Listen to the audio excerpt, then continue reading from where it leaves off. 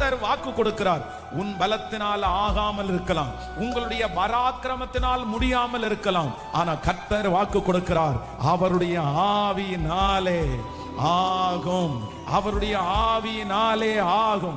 ஆவியானவர் வல்லமையாய் கிரியை செய்கிறார். ஆவியானவர் உங்களோடு கூட இருக்கிறார்.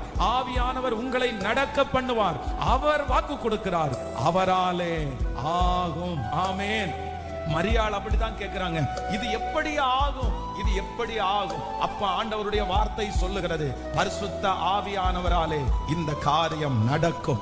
எந்தெந்த காரியம் எல்லாம் உங்களுடைய பலத்திற்கு மிஞ்சி போனது, ஒருவேளை நீங்க முடிஞ்ச அளவுக்கு பிரயாசப்படலாம். நான் எவ்வளோ ட்ரை பண்ணி பார்த்தேன், நான் எத்தனையோ பிரயாசம் எடுத்தேன், ஆனா நடக்கல. நான் ராத்திரி பகலா உழைச்சேன், நான் நடக்கல.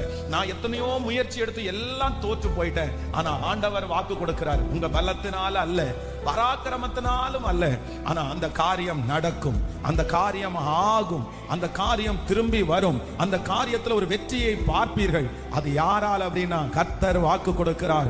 உன்னதமான பரிசுத்த ஆவியானவர் அந்த இடத்திலே இறங்குவார். அந்த பிரச்சனையின் நடுவிலே பரிசுத்த ஆவியானவர் கடந்து வருவார்.